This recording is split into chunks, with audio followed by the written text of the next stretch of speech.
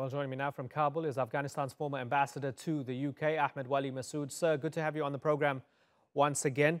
So you have the Taliban ambushing and attacking and killing people, and now Afghan forces themselves, Afghan guards, we don't know who their allegiances are with, but in Kandahar, horrific attack, killing a police chief, a governor, an intel chief. When we look at this violence and this sabotage with an election just ahead, is that election going to be a waste of time? And is it going to be an election that's putting the lives of Afghans at risk? Well, let me say that the killing of Abdul Razak in Kandahar, who was a very young, bright, and very known man, anti-terrorist and anti-Taliban, it is a big blow, of course, to the security in that region, as well as, of course, to the upcoming election. There is no doubt. Of course, through this one, we all really send our condolence for the killing of that brave man. And that is, of course, a very sad news, and it has saddened Afghanistan. And he was known amongst the Afghans here, amongst all the people, as one of the very prominent commander and leader of the resistance against Taliban. And that would be a really kind of very negative impact that would have on the process of election on Saturday. Even if people might have registered to vote, given all of this violence and all of the uncertainty, would you accept and maybe forgive that some people might not want to show up on the weekend? There is no doubt about this one. That will be a very discouraging news for the people who are set to go and vote on Saturday. It will, of course, it will affect. And I think that the number of the voters that will decrease, that will diminish. I do not know by how percentage, but that will certainly diminish. With all of this uncertainty, whose fault is it? Is it President Ghani's fault?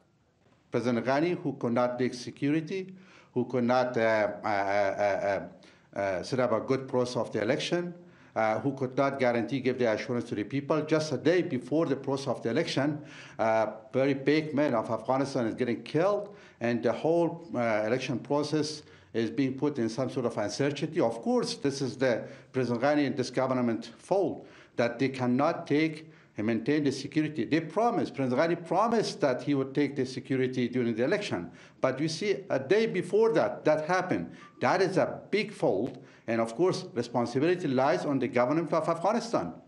Can there still be a free and fair and smooth election this weekend?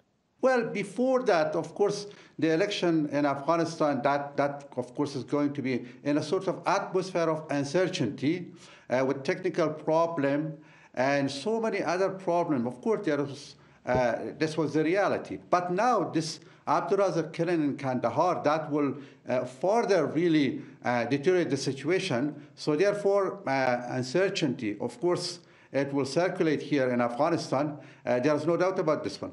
What will you consider to be success after the weekend? What kind of election result would mean success when we look at the parliament? I hope that the election during Saturday, there will be no incident. I hope that people will turn up in a bigger number.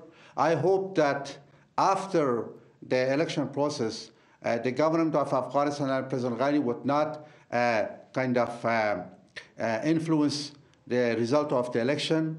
I hope that a good parliament will come. But taking into account the situation in Afghanistan and the process and the system of the election, I'm not very hopeful that the future parliament of Afghanistan will be better than the present parliament of Afghanistan. So, keeping that in mind, is it more important looking at the presidential elections next year rather than the parliamentary elections this weekend?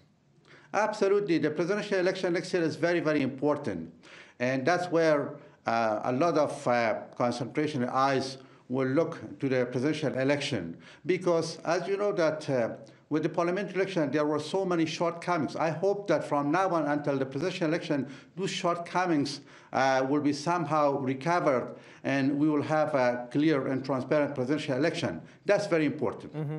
And from the outside looking in, whether it's the United States and NATO forces as a whole, or other countries that are investing in Afghanistan and trying to help rebuild and stabilize the country, what's your message to them when they see that 17 years after the US invasion, when they see that This is not the first election that Afghanistan's running, and yet the place is still very unstable. What's your message to them? Maybe they'll be thinking, why are we bothering with this? Well, let me say that two points that I would like to mention. The first, my message is that they should not ignore Afghanistan. Yes, we all know that 17 years they have invested in Afghanistan, but I believe that's not, the problem is not that why they invest in Afghanistan. The problem is that somehow they invested on the wrong people in Afghanistan. That's why the result is here. I hope that by reviewing their situation, they continue to invest in Afghanistan,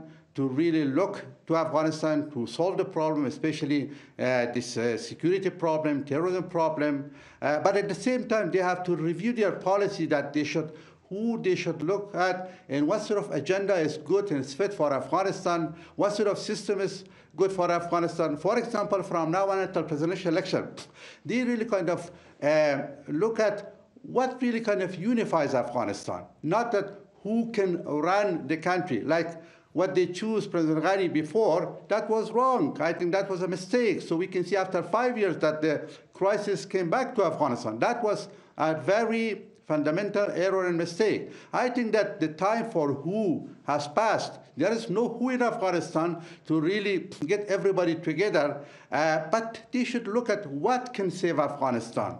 What is the unifying factor? What agenda can save Afghanistan? How exactly we can get all the people of Afghanistan together to determine their own future themselves. They should really help this situation. Okay, Ahmad Wali Masoud, good to have you on the Newsmakers once again. Thank you very much for joining us, sir. Let's go to Washington now, where we have Johnny Walsh. He's an expert on the Afghan peace process at the United States Institute of Peace. Johnny, you heard what Ahmad Wali Masoud said there. He's not extremely confident about the election that's upcoming. He's not a fan of President Ghani. And of course, he's just heard the news, as we all have, about Kandahar. Tell me what's going on here. How would you interpret what Ahmad Wali Masoud said about this upcoming election and the lack of confidence in the process? Well, first I'd say that Mr. Masoud is a keen observer and an extremely respected diplomat and analyst of the situation in Afghanistan, so I would agree with a large amount of what he said. I think that as we look ahead to the parliamentary elections, there are significant challenges. The Taliban almost always attack elections without compromise.